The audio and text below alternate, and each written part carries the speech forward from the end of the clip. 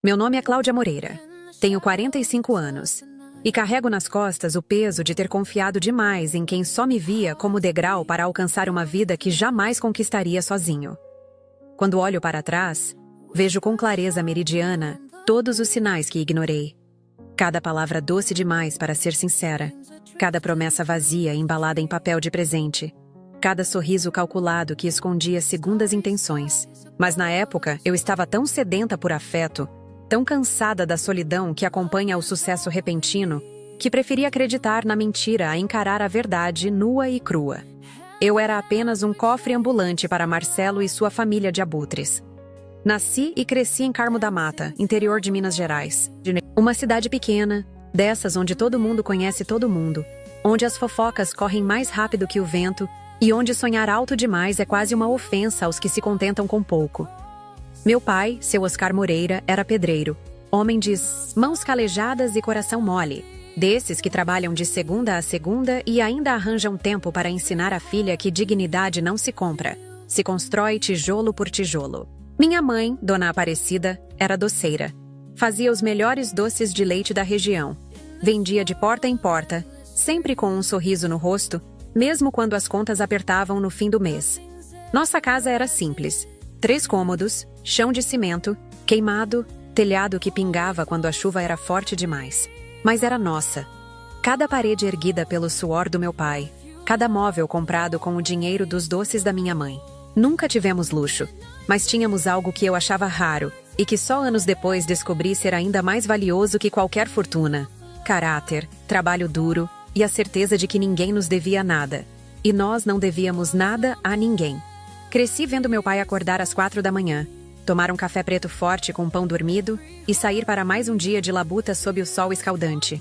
Vi minha mãe passar noites em claro mexendo tachos de doce, o rosto vermelho do calor do fogão, as mãos marcadas por pequenas queimaduras que ela ignorava com a resiliência de quem não tem tempo para reclamar. Aprendi com eles que trabalho dignifica, que honestidade é a única riqueza que ninguém pode roubar, e que dormir com a consciência tranquila vale mais que qualquer travesseiro de penas de ganso. Aos 17 anos, tomei a decisão mais difícil da minha vida até então: deixar Carmo da Mata e ir morar com tia Conceição no Rio de Janeiro. Tia Conceição era a irmã mais nova da minha mãe. Tinha casado com um carioca e vivia em Copacabana. Não na parte nobre, claro, mas num apartamento conjugado nos fundos de um prédio antigo, desses que o elevador range e você reza para não ficar presa. A despedida foi dolorosa. Minha mãe chorou tanto que o rosto ficou inchado por dias. Meu pai, homem de poucas palavras, me abraçou forte e sussurrou no meu ouvido: "Vai, minha filha. O mundo é maior que Carmo da Mata. Só não esquece de onde veio e quem você é." Naquele momento, com a rodoviária cheirando a óleo diesel e despedida, jurei a mim mesma que faria valer cada lágrima derramada naquela plataforma. O Rio de Janeiro me engoliu como uma onda gigante. O barulho, o movimento, a pressa das pessoas, tudo era diferente da calmaria interiorana que eu conhecia. Nos primeiros dias, chorei escondida no banheiro minúsculo do apartamento da tia Conceição, com saudade do silêncio de Carmo da Mata, do cheiro de doce de leite impregnando a casa, do ronco suave do meu pai na rede da varanda depois do almoço, de domingo. Mas eu tinha ido com um propósito, e não era mulher de desistir fácil. Consegui emprego como babá na casa de uma família de classe média alta na Barra da Tijuca. Doutor Henrique e doutora Marina tinham 3 filhos. Pedro, de 8 anos, as gêmeas Laura e Luísa, de 5. O salário não era grande coisa, mas incluía a alimentação, e eu podia dormir no quartinho de empregada durante a semana, o que me permitia economizar com transporte. Minha rotina era brutal. Acordava às 5:30 da manhã para preparar o café das crianças e arrumá-las para a escola. Passava o dia cuidando da casa, lavando, passando, cozinhando. À noite, depois que as crianças dormiam, eu pegava 2 ônibus e um metrô para chegar à escola onde fazia o supletivo. As aulas iam das 19 às 22:30. Chegava em casa depois da meia-noite, dormia 4 horas e começava tudo de novo. Foram 3 anos nesse ritmo alucinante. 3 anos em que meu corpo gritava por descanso, mas minha mente se recusava a parar. Nos fins de semana, quando tinha folga, eu fazia faxina em outros apartamentos para ganhar um extra. Cada real economizado era guardado religiosamente numa Caixinha de sapato que eu escondia embaixo da cama. Era meu fundo de emergência. Minha passagem de volta para casa caso tudo desse errado. Meu amuleto contra o medo de fracassar. Durante esse período, aprendi mais sobre a natureza humana do que em todos os meus anos em Carmo da Mata. Vi famílias ricas onde o dinheiro não comprava harmonia. Doutor Henrique e doutora Marina viviam brigando, às vezes na frente das crianças, por coisas tão banais que me faziam valorizar ainda mais a simplicidade dos meus pais. Vi empregadas sendo tratadas como seres invisíveis. Vi crianças mimadas que aos 8 anos já destilavam preconceito contra quem consideravam inferior. Mas também vi gestos de bondade inesperados, como quando doutora Marina, num raro momento de lucidez entre suas crises conjugais, sentou comigo na cozinha e disse: Cláudia, você tem algo especial. Não desperdice sua vida cuidando dos filhos dos outros. Estude, cresça, vá além. Aos 20 anos, com o supletivo completo e uma pequena economia, decidi que era hora de dar o próximo passo. Pedi demissão da casa de Dr. Henrique. As crianças choraram. Confesso que também derramei algumas lágrimas. E fui em busca de algo melhor. Foram meses difíceis, batendo de porta em porta, deixando currículos, ouvindo não atrás de não. Morava agora num quarto alugado em São Cristóvão, dividindo o banheiro com mais 5 pessoas, comendo miojo quando o dinheiro apertava. Foi então que vi o anúncio no jornal. Corretora de valores procura recepcionista. Necessário ensino médio completo e boa apresentação. Era minha chance. Gastei parte das minhas economias num tailleur usado, mas bem conservado. Fiz escova no cabelo, um luxo que há meses não me permitia. E fui para a entrevista como quem vai para a guerra, determinada a vencer ou morrer tentando. A Moreira, em Associados. Corretora de valores ficava num prédio imponente no centro do Rio. Mármore no chão, elevadores espelhados, seguranças de terno. Eu, uma menina do interior que até 3 anos atrás não sabia o que era mercado financeiro, me senti uma formiga num salão de baile. Mas respirei fundo, lembrei das palavras do meu pai. Não esquece quem você é. E entrei de cabeça, erguida. A entrevista foi com Dona Cândida, uma senhora de uns 60 anos, cabelos grisalhos impecavelmente penteados, óculos de armação dourada que lhe davam um ar severo. Ela me sabatinou por 40 minutos.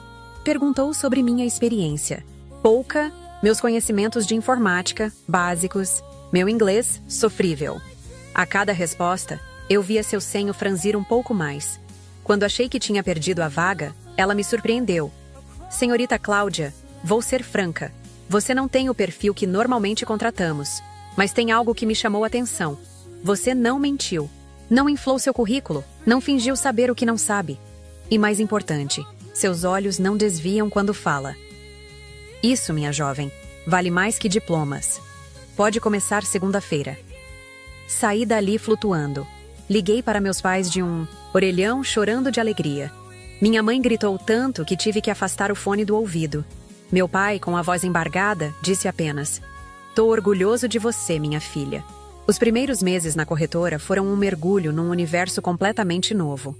Eu, que mal sabia o que era uma ação, de repente estava cercada por termos como day trade, hedge, blue chips. Chegava 1 hora mais cedo todos os dias, para estudar, anotava cada palavra desconhecida num caderninho, pesquisava à noite no computador da Lan House. Os colegas mais experientes me olhavam com um misto de pena e desdém. A caipira que não sabia nada de mercado financeiro. Mas eu tinha algo que eles não tinham: fome. Não a fome literal. Essa eu já tinha conhecido e vencido. Mas a fome de aprender, de crescer, de provar que origem não é destino. Enquanto eles saíam para o happy hour depois do expediente, eu ficava estudando. Enquanto eles reclamavam do trabalho, eu agradecia por ter um. Enquanto eles tratavam os clientes com a arrogância de quem se acha indispensável, eu atendia cada pessoa como se fosse a mais importante do mundo. Foi assim que chamei a atenção de Renato Alcântara. Senhor Renato, como todos o chamavam, era uma figura singular na corretora. Aos 62 anos, era um dos sócios fundadores, mas você nunca saberia disso pela forma como se comportava. Discreto ao extremo, sempre de terno cinza ou azul marinho. Gravata sóbria, sapatos impecavelmente engraxados, mas sem ostentação. Falava baixo, nunca levantava a voz. Tratava todos com a mesma cortesia. do faxineiro ao maior cliente. Viúvo, há 5 anos, sem filhos, Sr. Renato era o que as fofoqueiras do escritório chamavam de solteirão de ouro, mas ele parecia imune aos flertes das secretárias mais ousadas, às investidas das clientes endinheiradas. Chegava às 8 em ponto, saía às 18, almoçava sempre no mesmo restaurante a 2 quadras dali. Uma vida regrada, metódica, solitária. Nosso primeiro contato significativo aconteceu num dia particularmente caótico. A secretária pessoal dele, Dona Marta, tinha faltado por problemas de saúde. O sistema havia dado problema, os telefones não paravam de tocar, e um cliente importante estava furioso por um erro numa operação. Vi Sr. Renato tentando lidar com tudo sozinho, sua habitual calma começando a rachar sob a pressão. Sem pensar 2 vezes, abandonei meu posto na recepção e bati na porta da sua sala. Sr. Renato, desculpe a intromissão, mas percebi que o senhor está precisando de ajuda. Posso auxiliar em alguma coisa? Ele me olhou por cima dos óculos de leitura, e por um momento achei que fosse me mandar de volta para meu lugar. Mas então seus ombros relaxaram ligeiramente. Senhorita Cláudia, não é? Sabe usar o sistema de ordens? Aprendi o básico observando, senhor. E o cliente irritado na linha 2? Senhor Matsuda? Ele liga toda terça, gosta de chá verde e tem um neto chamado Kendi que joga futebol. Se o senhor permitir, posso acalmá-lo enquanto o senhor resolve a questão técnica. Pela primeira vez desde que trabalhava ali, vi Sr. Renato esboçar algo próximo a um sorriso. Faça isso, por favor. Passei o resto daquele dia auxiliando o Sr. Renato. Atendi ligações, organizei documentos, até preparei café. Do jeito que descobri que ele gostava. Forte, sem açúcar, numa xícara de porcelana e não nos copinhos plásticos habituais. Quando o expediente terminou, ele me chamou. Senhorita Cláudia, a senhorita tem talento desperdiçado na recepção. Mas mais que isso, tem algo raro. Discrição e iniciativa na medida certa. Dona Marta está pensando em se aposentar. Quando isso acontecer, gostaria que considerasse ser minha assistente pessoal. 3 meses depois, quando Dona Marta finalmente pendurou as chuteiras após 40 anos de empresa, assumi o posto.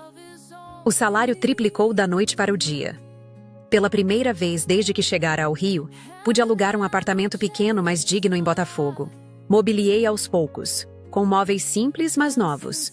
Comprei um computador. Matriculei-me num curso de inglês. Mandava dinheiro para meus pais todo mês. Minha mãe chorava a cada depósito. Meu pai fingia que era poeira nos olhos. Trabalhar diretamente com o Sr. Renato foi uma experiência transformadora. Ele não era apenas um chefe, era um mentor, ainda que nunca tivesse usado essa palavra. Ensinou-me sobre o mercado financeiro com a paciência de um professor ensinando o alfabeto a uma criança. Mas mais que isso, ensinou-me sobre ética nos negócios, sobre a importância da palavra dada, sobre como o verdadeiro poder está em saber usá-lo com parcimônia. Cláudia, ele me disse certa vez, enquanto revisávamos contratos. Muita gente confunde sucesso com quantidade de zeros na conta bancária. Mas sucesso de verdade é poder dormir tranquilo, sabendo que cada centavo foi ganho honestamente. É olhar no espelho e gostar do que vê. É deixar um legado que vá além do material. Durante quase 10 anos, fui mais que sua assistente. Fui sua confidente profissional, sua memória ambulante, seus olhos e ouvidos na empresa. Conhecia seus hábitos melhor que ninguém. Sabia que ele tomava remédio para a pressão às 8 e às 20 horas. Sabia que visitava o túmulo da esposa todo sábado. Sabia que doava anonimamente para 3 orfanatos. Sabia que colecionava selos raros, mas tinha vergonha desse hobby infantil. Nunca em todos esses anos houve qualquer insinuação romântica entre nós. Nossa relação era de profundo respeito mútuo, quase paternal da parte dele, filial, da minha. As línguas maldosas do escritório, é claro, inventavam histórias. Mas tanto ele quanto eu estávamos acima dessas mesquinharias. Quando o Sr. Renato completou 70 anos, notei mudanças sutis. Esquecia compromissos, algo impensável nele. Às vezes me chamava de Marta, o nome da antiga secretária. Certa manhã, encontrei-o desorientado no estacionamento, sem lembrar onde havia estacionado o carro que não dirigia há anos. Sempre usava motorista. Convenci-o a procurar um médico. O diagnóstico foi um soco no estômago. Alzheimer em estágio inicial. Senhor Renato recebeu a notícia com a mesma dignidade com que enfrentava tudo na vida. Mas vi o medo em seus olhos, não da morte, mas de perder a lucidez, de se tornar um fardo. Cláudia, ele me disse naquele dia, sentados no consultório, médico que cheirava a desinfetante e desespero, preciso começar a colocar meus assuntos em ordem. Você me ajuda? Sempre, senhor Renato, sempre. Os 2 anos seguintes foram uma lenta despedida. Acompanhei sua deterioração gradual com o coração apertado. O homem brilhante que me ensinou tudo sobre finanças, agora tinha dificuldade para lembrar os nomes dos netos que nunca teve. Reduzi minha carga na empresa para cuidar dele. Contratei enfermeiros, organizei médicos, adaptei seu apartamento. Mas, sobretudo, fiz companhia. Sentava com ele na varanda, ouvindo as mesmas histórias repetidas como se fossem novas. Sobre a esposa, Helena, e como se conheceram num baile de carnaval. Sobre a corretora, fundada com 2 amigos e uma máquina de escrever. Sobre selos raros, da Mauritânia que nunca conseguiu adquirir. Às vezes ele me reconhecia, às vezes me chamava de Helena. Eu respondia a ambos os nomes. Numa tarde particularmente lúcida, ele segurou minha mão com força surpreendente.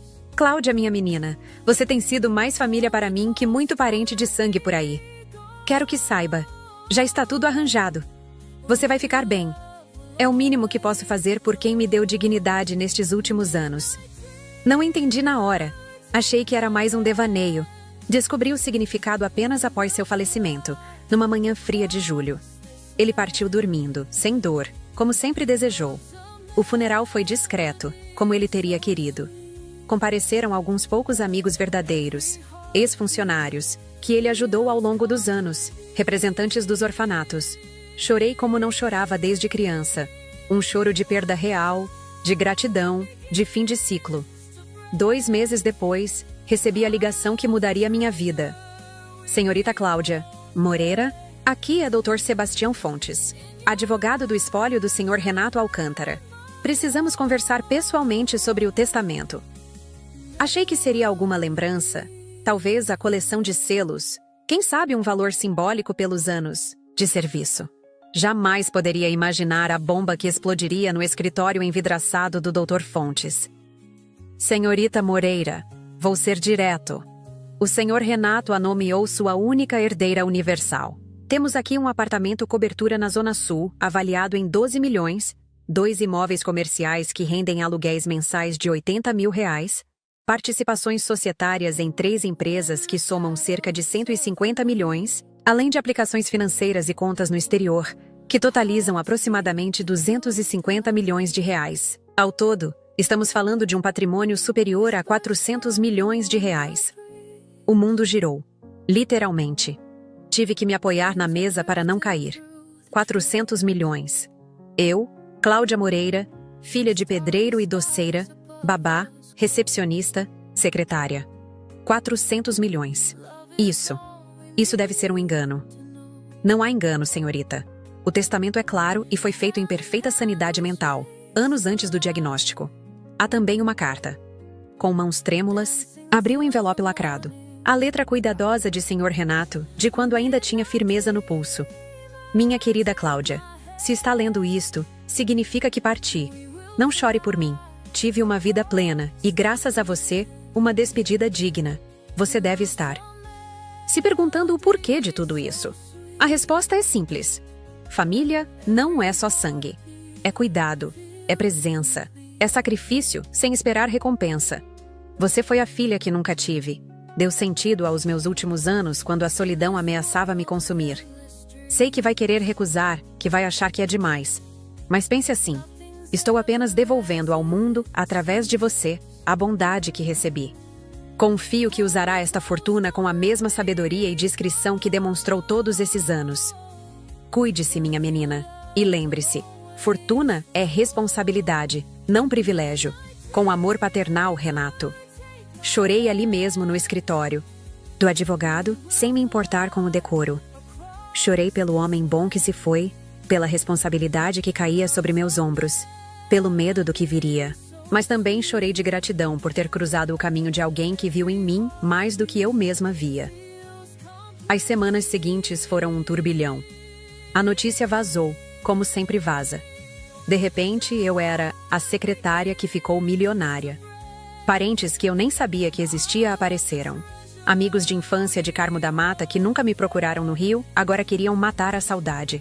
Instituições de caridade, coaches financeiros, vendedores de tudo quanto é tipo me assediavam. Mas o pior foi a solidão que veio junto com o dinheiro. As amigas do trabalho agora me olhavam diferente. Os homens que antes nem notavam minha existência, agora faziam fila para me cortejar. Todos queriam algo. Todos tinham segundas intenções. Todos me viam como um cofre ambulante, não como Cláudia. Foi nesse contexto que conheci Marcelo. Era uma sexta-feira chuvosa. Eu tinha acabado de sair de mais uma reunião desgastante com contadores e advogados. Estava exausta, emocional e fisicamente. Decidi parar num restaurante italiano modesto no Leblon. Desses que você entra mais pelo cheiro de comida caseira que pela decoração. Marcelo era o garçom que me atendeu. Alto, moreno, com um sorriso fácil e olhos castanhos que transmitiam calor. Diferente dos galanteadores óbvios que vinham me cercando, ele foi profissional, cortês, sem ser bajulador.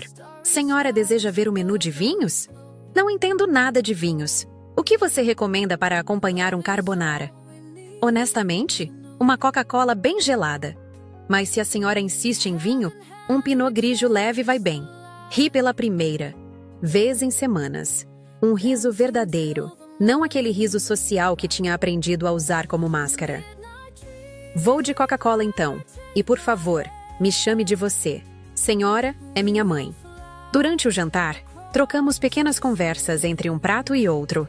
Descobri que ele era carioca da Gema, nascido e criado no Meier, que sustentava a mãe viúva, que trabalhava no restaurante há 3 anos e estava juntando dinheiro para abrir o próprio negócio.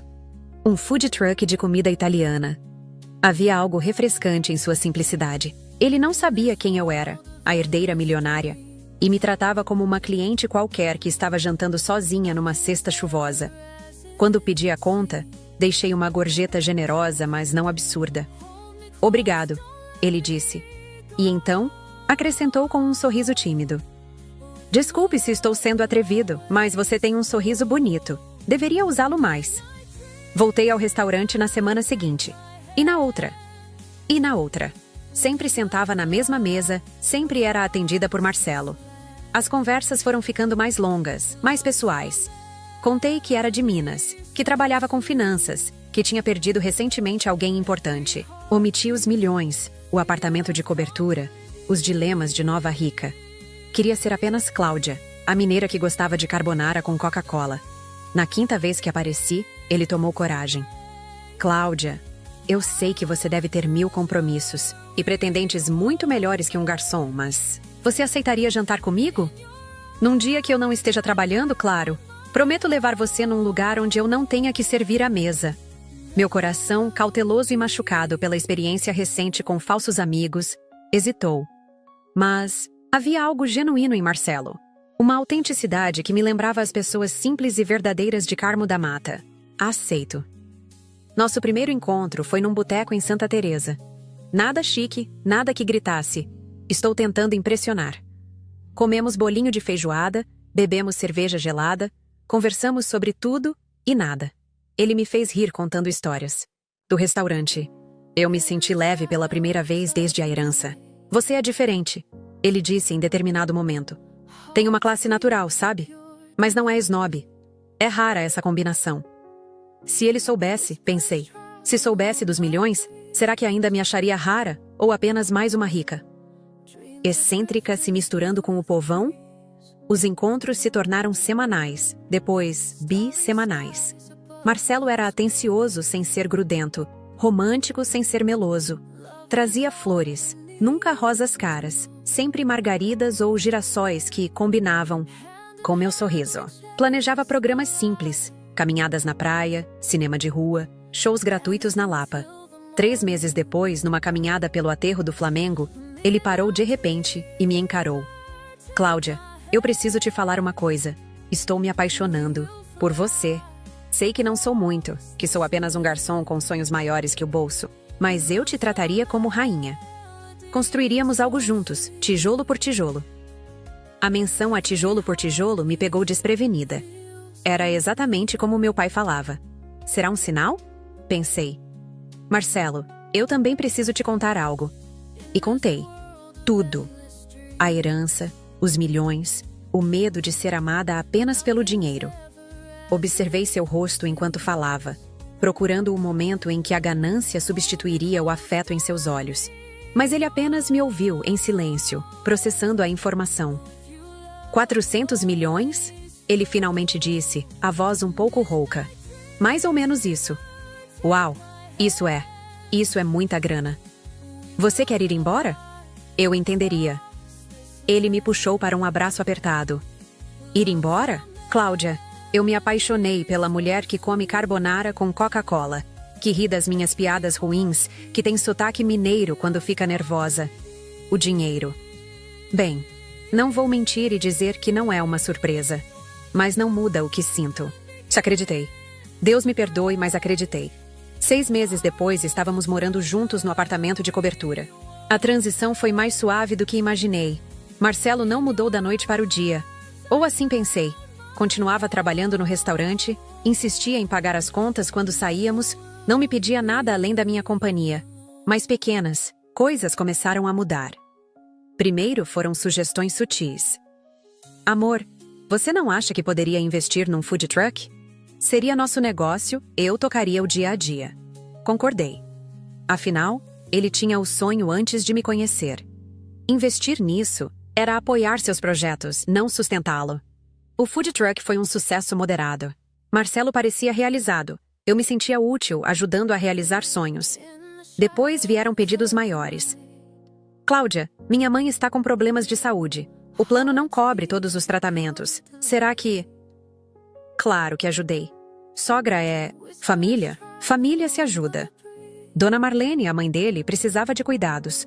Paguei os melhores médicos, o melhor plano de saúde, fisioterapia em domicílio. Foi quando ela veio morar conosco que o inferno começou. Dona Marlene Rodrigues tinha 68 anos, mas aparentava 80. Não pelos problemas de saúde, que milagrosamente melhoraram assim que se instalou na cobertura, mas pela amargura que carregava. Viúva há 20 anos, criou Marcelo e os 2 irmãos mais velhos sozinha. Os outros filhos tinham se perdido pelo mundo, nas palavras dela.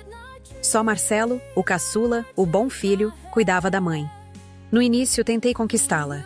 Preparava pratos mineiros que achei que ela gostaria. Conversava sobre a família, sobre Marcelo criança. Comprava presentes pensados.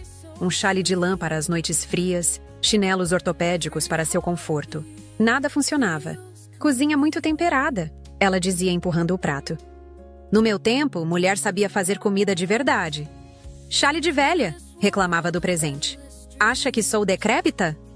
Falar de Marcelo criança? Ria com desdém. Você não sabe nada do meu filho. Não estava lá quando precisávamos. As críticas foram escalando.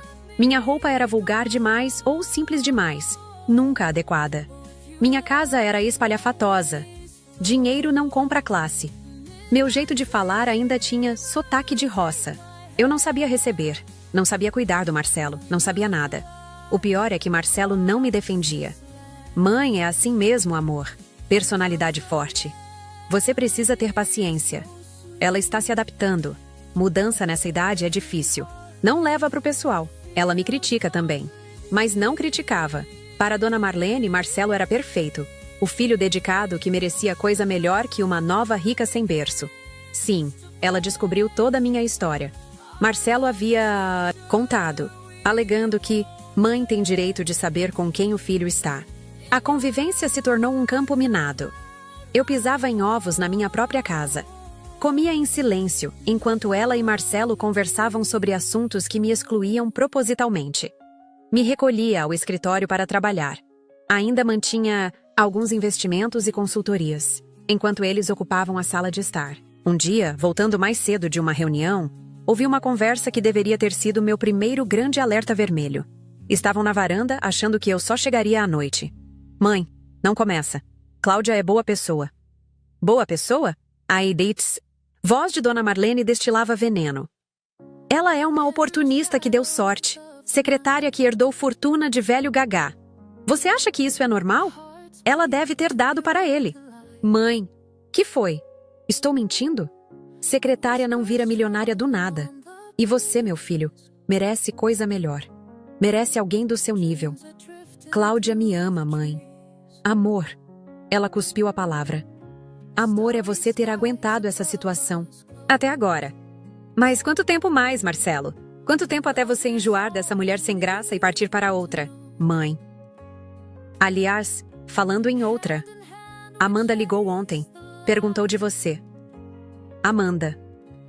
O nome foi dito com carinho, com saudade, com esperança. Amanda não tem nada a ver com minha vida agora. Não tem? Sua namorada de anos. A mulher? Que você ia casar antes dessa aí aparecer com a conta bancária recheia. Quer dizer, com seu amor súbito? Marcelo não respondeu. O silêncio doeu mais que qualquer palavra. Entrei fazendo barulho, fingindo que tinha acabado de chegar. Cumprimentei com falsa animação, ignorei os olhares atravessados de Dona Marlene. Beijei Marcelo, que retribuiu com lábios frios. Naquela noite, pela primeira vez, dormimos virados para lados opostos da nossa cama king size. Amanda. Precisava saber quem era Amanda. No dia seguinte, com Marcelo no trabalho e Dona Marlene na fisioterapia, fiz algo que nunca tinha feito. Vasculhei as coisas do meu marido.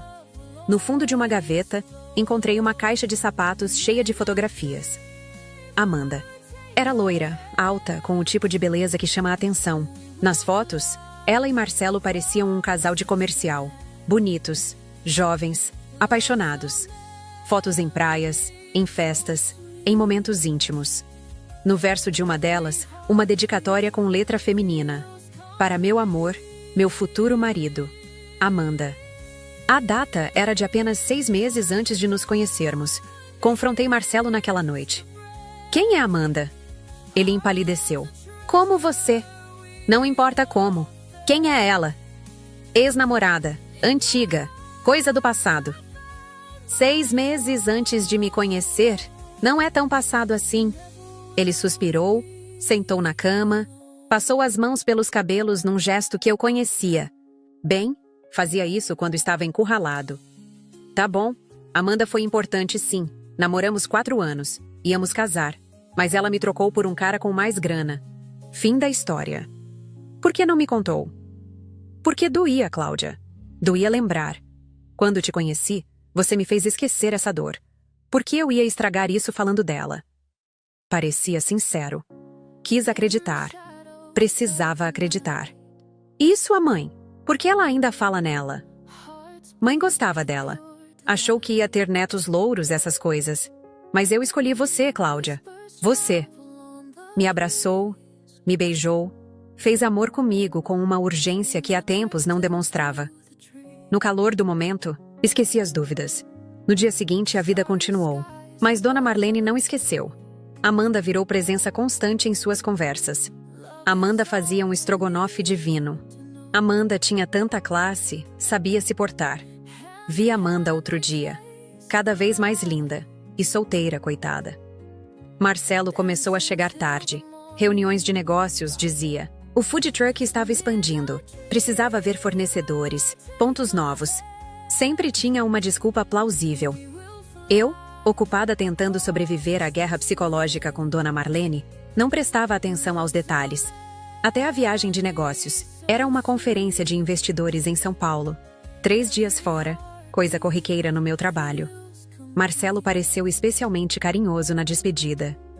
Vou sentir sua falta, disse no aeroporto. Volta logo. São só 3 dias, amor. 3 dias é muito tempo. Deveria ter estranhado. Marcelo nunca foi de despedidas melodramáticas. A conferência foi produtiva. Fechei 2 parcerias interessantes, revi contatos antigos, me senti útil e competente como há tempos não. Sentia. Talvez fosse a distância de casa, o ar diferente de São Paulo. Mas me peguei questionando escolhas. Será que estava feliz? Será que aquela vida de críticas constantes e afeto minguado era o que eu merecia? No segundo dia, uma das palestras foi cancelada. Me vi com a tarde livre e uma súbita saudade de casa. Decidi antecipar a volta. Não avisei. Queria fazer surpresa. Imaginei a cena. Chegaria, prepararia um jantar caprichado, mostraria a Marcelo e Dona Marlene que podia ser a esposa e nora perfeita. O voo atrasou. Cheguei ao Rio quase meia-noite. O apartamento estava mergulhado no silêncio. Dona Marlene dormia. Dava para ouvir seus roncos suaves do quarto de hóspedes. Subi para a suíte principal, andando nas pontas dos pés, sem fazer barulho. A porta estava entreaberta. A luz do abajur criava sombras suaves. Empurrei devagar, sorrindo, imaginando a cara de surpresa de Marcelo. Mas quem se surpreendeu fui eu. Marcelo estava na nossa cama. Nu. Abraçado a uma mulher loira que reconheci imediatamente das fotos. Amanda. O mundo parou. Literalmente. Não conseguia respirar, não conseguia me mover, não conseguia processar a cena. Era surreal demais, doloroso demais, humilhante demais. Foi Amanda quem me viu primeiro. Seus olhos se arregalaram, ela deu um grito agudo, puxou o lençol. Meu lençol de algodão egípcio. Para cobrir os seios, Marcelo pulou da cama como se tivesse levado um choque. O pênis murcho balançando pateticamente enquanto tentava pegar a cueca no chão. Cláudia, isso não é. Não é o quê? Minha voz saiu estranhamente calma. Não é você transando com outra na nossa cama? Eu posso explicar. Explicar? Ri. Um riso seco, sem humor. Por favor, explique. Estou curiosa. Amanda já estava se vestindo apressadamente, o rosto vermelho de vergonha ou raiva. Não saberia dizer. Eu vou embora, ela murmurou. Não, eu disse, ainda com aquela calma antinatural. Fique, você faz parte disso também. Cláudia, por favor. Marcelo agora estava de cueca, parecendo ridículo e pequeno. Foi um erro, um momento de fraqueza. Não significa nada. Não significa nada, repeti. Interessante. E quantos momentos de fraqueza foram? Só hoje ou... Amanda, agora vestida, me encarou com algo próximo à pena. Você quer mesmo saber? Amanda, cala a boca! Marcelo gritou. Por quê? Ela tem direito de saber. Amanda se virou para mim. 3 meses. Faz 3 meses que estamos juntos de novo. Desde que a mãe dele me ligou dizendo que ele estava infeliz, preso num relacionamento por conveniência. Conveniência. A palavra ecoou na minha cabeça. É assim que você descreve nosso casamento, Marcelo? Ele não respondeu. Não precisava.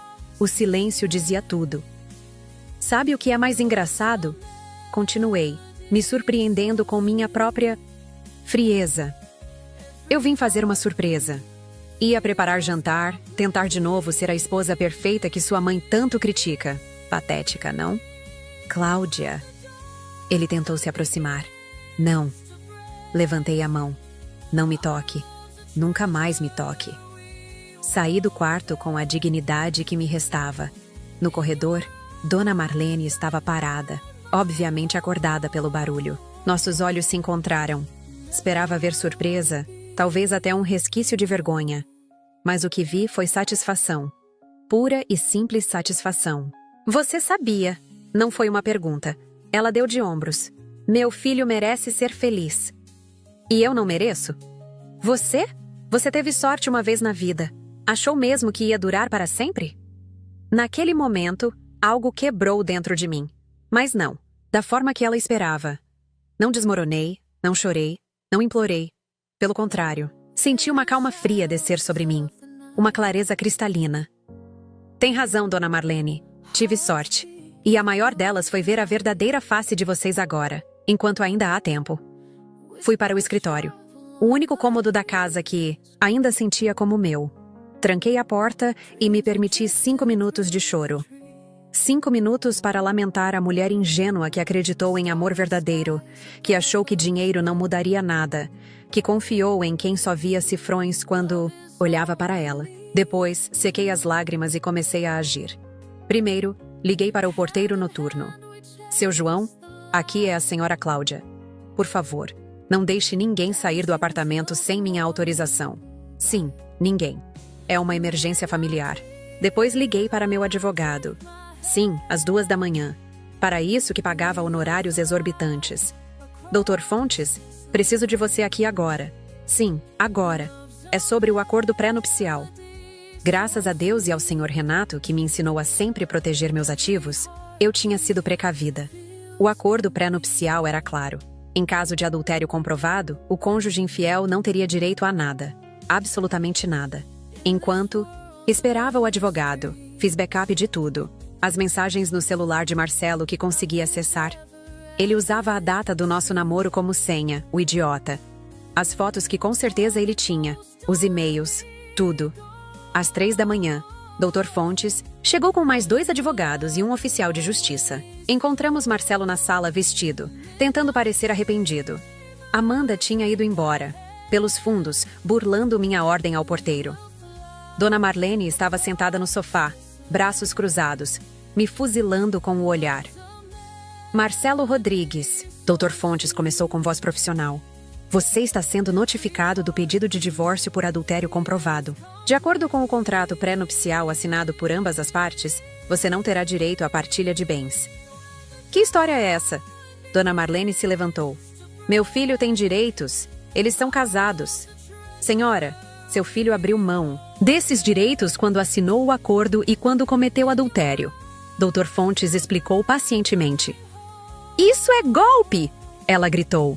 Essa vagabunda planejou tudo. Seduziu meu filho, fingiu que amava e agora quer deixar ele na rua. Mãe, para! Marcelo murmurou derrotado. Não paro nada. Você acha que vamos aceitar isso calados? Vamos lutar. Vamos provar que ela manipulou você. Com que dinheiro, Dona Marlene? Perguntei suavemente. O escritório de advocacia de vocês será pago como? Com o salário de garçom do seu filho? A realidade finalmente pareceu cair sobre eles. Todo o conforto, todo o luxo, toda a vida fácil, dependia de mim. E eu estava cortando o cordão umbilical. Vocês têm 72 horas para deixar o imóvel, Dr. Fontes continuou. Podem levar apenas objetos pessoais. Qualquer coisa comprada durante o casamento permanece com a senhora Moreira. Cláudia, por favor. Marcelo finalmente encontrou a voz. Podemos conversar? Eu errei, eu sei, mas jogando tudo fora assim. Jogando fora? Ri amargamente. Marcelo, você jogou fora quando levou outra mulher para nossa cama. Quando mentiu na minha cara por meses. Quando deixou sua mãe me humilhar. Diariamente sem dizer uma palavra. Eu só estou formalizando o que você já tinha decidido. Mas eu te amo. Não, você ama meu dinheiro. Ama a vida que eu te proporciono. Ama o conforto de não precisar ser apenas um garçom com sonhos. Mas a mim? A Cláudia, a mulher por trás da conta bancária? Você nunca amou. Talvez nunca tenha nem enxergado. Os dias seguintes foram um inferno logístico. Marcelo tentou de tudo. Chorou, implorou, prometeu mudanças. Chegou a mandar flores, com o cartão da floricultura que eu pagava, o que seria cômico se não fosse trágico. Dona Marlene alternou entre ataques de fúria e crises de choro manipuladoras. Vou morrer na rua! Ela gritava. É isso que você quer? Matar uma velha doente? A senhora estava doente quando precisava da minha ajuda, respondi. Agora que precisa ir embora, parece milagrosamente curada. Curioso, não? No terceiro dia, com oficiais de justiça presentes, eles finalmente deixaram o apartamento. Marcelo levou 2 malas de roupas e o orgulho ferido. Dona Marlene levou seus pertences e a certeza de que eu era a vilã da história. Você vai se arrepender. Ela sibilou ao passar por mim. Mulher como você não merece ser feliz. E meu filho vai superar isso. Vai encontrar alguém melhor.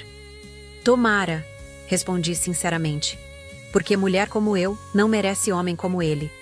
A porta se fechou. O silêncio que se seguiu foi ensurdecedor e libertador ao mesmo tempo. Mas a história não terminou aí. 2 semanas depois, enquanto eu tentava reconstruir minha vida e minha autoestima, recebi uma ligação do banco. Senhora Moreira, temos uma situação irregular aqui. Parece que houve uma tentativa de transferência da sua conta conjunta. Conta conjunta? Eu não tenho conta conjunta. Ah, segundo nossos registros, o senhor Marcelo Rodrigues foi adicionado como cotitular há 3 meses. Meu sangue gelou. Isso é impossível. Eu nunca autorizei isso. A senhora poderia vir à agência? Precisamos esclarecer essa situação. Fui correndo. O que descobri foi pior do que imaginava. Marcelo havia falsificado minha assinatura para se tornar co-titular de uma das contas. Não a principal, graças a Deus, mas uma conta secundária onde eu mantinha cerca de 5 milhões para despesas correntes. Ele havia tentado transferir tudo para uma conta em nome de Amanda. Como isso foi possível? Perguntei ao gerente, que suava frio. Senhora Moreira, estamos investigando. Parece que houve facilitação interna. Facilitação interna. Alguém no banco havia sido comprado. A investigação revelou toda a sujeira. Um funcionário, primo distante de Amanda, havia facilitado a fraude mediante pagamento. O plano era mais elaborado do que parecia. Marcelo e Amanda vinham tramando, há meses. O caso não era fruto de paixão reacendida, era golpe planejado. Mas o pior ainda estava por vir. Meu advogado descobriu que Marcelo havia tentado me tirar da escritura do apartamento de cobertura. Documentos falsos, assinaturas forjadas, um esquema elaborado que só não foi concretizado porque um funcionário honesto do cartório estranhou a documentação. Cláudia, Dr. Fontes me disse numa reunião tensa. Isso é grave. Estamos falando de tentativa de estelionato, falsificação de documentos, formação de quadrilha. Seu ex-marido pode pegar anos de prisão. Que pegue! Respondi sem hesitar. A mãe dele também está envolvida. Encontramos transferências da conta dela que indicam participação no esquema. Então, Dona Marlene não era apenas uma sogra má. Era criminosa. A polícia foi acionada. Marcelo, Amanda e Dona Marlene foram presos numa operação que fez minha vida virar manchete de jornal. Milionária escapa de golpe do próprio marido. Odiava a exposição, mas havia certa justiça poética em ver a verdade exposta. Durante os interrogatórios, a extensão do plano veio à tona. Eles planejavam me deixar sem nada. Depois de transferir o dinheiro e conseguir o apartamento, o próximo passo seria um acidente. Sim, eles haviam discutido me matar. Amanda tinha pesquisado sobre venenos indetectáveis. Dona Marlene havia sugerido um empurrão da varanda. Suicídio de mulher deprimida, quem duvidaria? Só não levaram adiante porque eu voltei antes do esperado de São Paulo. Sentada na delegacia, ouvindo os detalhes macabros, me perguntei como tinha sido tão cega. Como não via a maldade por trás dos sorrisos? Como confiei minha vida a pessoas que me viam como obstáculo a ser removido? Mas então lembrei das palavras do meu pai. O mundo é maior que Carmo da Mata. Ele estava certo. O mundo era maior, mais complexo, mais perigoso. Mas eu tinha sobrevivido. Tinha vencido. O julgamento foi rápido. As provas eram incontestáveis. Marcelo pegou 12 anos por tentativa de estelionato qualificado e conspiração. Amanda, 8 anos. Dona Marlene, por sua idade, pegou pena reduzida. 5 anos em regime semiaberto. No dia da sentença, Marcelo tentou falar comigo. Cláudia, eu só queria dizer que... Não, cortei. Você não tem mais nada a me dizer. Nunca teve, na verdade. Só eu que demorei para perceber. Saí do Fórum Livre. Não apenas legalmente, mas emocionalmente. Vendi o apartamento de cobertura. Memórias demais, todas ruins. Comprei uma casa menor, mais aconchegante, num condomínio fechado com segurança reforçada. Contratei guarda-costas discreto. Trauma tem dessas coisas. Voltei a trabalhar com mais afinco. Investi pesadamente no mercado de luxo. Joalherias, vinícolas, resorts exclusivos. Era minha forma de multiplicar a fortuna e garantir que nunca mais dependeria de ninguém. Aprendi a ser mais dura nos negócios. Se o Sr. Renato me ensinou ética, a vida me ensinou que ética sem garras é convite para ser devorada. 6 meses depois, numa viagem à Europa para esquecer o pesadelo, conheci Thomas. Suíço, engenheiro, viúvo há 3 anos. Nos conhecemos num museu em Zurique. Ele achou graça de me ver chorando na frente de um quadro que me lembrava a simplicidade de Carmo da Mata. Lágrimas em museu significam que a arte tocou a alma. Ele disse em português com sotaque carregado. Ou que a vida foi uma droga ultimamente. Respondi. Ele riu. Um riso honesto, sem segundas intenções. Nesse caso, aceita um café para melhorar o dia? Thomas não sabia quem eu era. Para ele, eu era apenas Cláudia, turista brasileira com... olhos tristes. Contei minha história aos poucos, com medo da reação. Ele ouviu tudo e disse: dinheiro revela caráter, não cria. Seu ex-marido já era mau antes. O dinheiro só deu oportunidade para mostrar. Ficamos juntos, não moramos juntos. Aprendi sobre preservar espaços. Não misturamos finanças. Aprendi sobre proteger patrimônio. Mas nos amamos. Um amor maduro, cauteloso talvez, mas real. Marcelo saiu da prisão em condicional depois de 5 anos. Soube por amigos em comum que voltou a ser garçom. Amanda desapareceu. Alguns dizem que foi para o exterior, outros que virou acompanhante de luxo. Dona Marlene morreu no 2º ano de prisão. Infarto fulminante. A maldade cobrou seu preço. Não senti pena. Não senti alívio. Não senti nada. Eles haviam deixado de existir para mim no momento em que mostraram suas verdadeiras faces. Hoje, aos 52 anos, olho para trás e vejo uma jornada improvável. De babá a milionária. De esposa traída a mulher empoderada. De vítima a sobrevivente. O dinheiro do Sr. Renato continua rendendo, agora aplicado em negócios de alto retorno. Tenho uma rede de joalherias em São Paulo e Rio, 3 vinícolas no Sul, participação em resorts de luxo no Nordeste. Meus pais, antes de falecerem, meu pai há 3 anos, minha mãe ano passado, viveram com conforto e dignidade. Comprei metade das terras de Carmo da Mata. Não por caridade, mas porque terra é sempre bom investimento. Thomas e eu passamos metade do ano na Suíça, metade no Brasil. Ele aprendeu a gostar de doce de leite. Eu aprendi a gostar de chocolate. Suíço. Encontramos equilíbrio. Às vezes acordo no meio da noite com pesadelos. Vejo Marcelo na minha cama com Amanda. Ouço a voz de Dona Marlene me chamando de vagabunda. Sinto o gosto amargo da traição. Mas então olho ao redor. Minha casa segura, minha vida reconstruída, Thomas ressonando suavemente ao meu lado. E lembro que sobrevivi. Mais que isso, venci. O dinheiro que eles tanto cobiçaram continua comigo. A vida que planejaram roubar, eu vivo em dobro. A felicidade que tentaram negar, encontrei multiplicada. Senhor Renato estava certo. Fortuna é responsabilidade, não privilégio. Mas aprendi algo mais. Fortuna também é teste. Revela quem realmente está ao seu lado e quem está apenas de olho no seu bolso. Marcelo, Amanda e Dona Marlene falharam. No teste. Espetacularmente. Eu passei. Com louvor. E essa é minha maior riqueza. Não os milhões no banco, mas a certeza de que posso confiar no meu julgamento novamente. De que posso amar sem medo. De que posso viver sem olhar constantemente. Por cima do ombro, eles tentaram me quebrar. Conseguiram apenas me tornar indestrutível. Eles tentaram me roubar. Conseguiram apenas me ensinar a proteger o que é meu. Eles tentaram me matar. Conseguiram apenas me fazer renascer. Hoje, quando encontro mulheres em situações parecidas com a que vivi, e sempre encontro, o mundo está cheio de Marcelos e Amandas. Não dou conselhos. Não é meu papel salvar ninguém. Cada uma tem que aprender com seus próprios erros, como eu aprendi com os meus. Se me perguntam diretamente, sou honesta. Proteja seu patrimônio.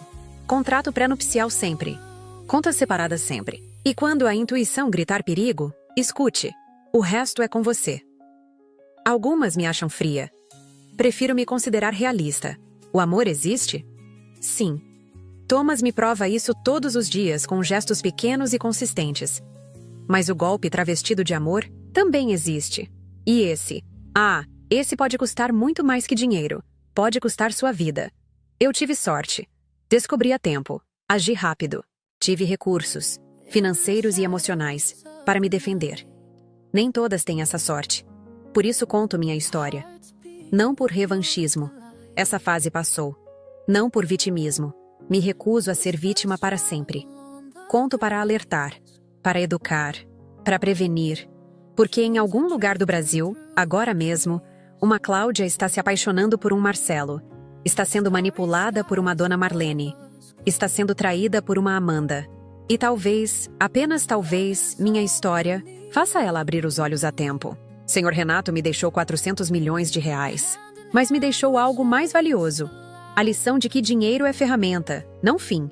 De que caráter não tem preço. De que dignidade não se negocia. Marcelo tentou roubar o dinheiro. Conseguiu apenas me ensinar o valor da desconfiança saudável. Dona Marlene tentou me humilhar. Conseguiu apenas me mostrar que opinião de gente ruim não vale nada. Amanda tentou roubar meu marido. Fez um favor. Me livrou de um homem que não valia a pena manter. No fim, todos perderam. E eu ganhei a coisa mais preciosa do mundo. A certeza de que não importa o que a vida jogue em mim, eu vou sobreviver. E essa certeza, essa não tem dinheiro que compre. Mas também não tem golpista que roube. Gostou do vídeo? Deixe seu like, se inscreva, ative o sininho e compartilhe. Obrigada por fazer parte da nossa comunidade. Até o próximo vídeo.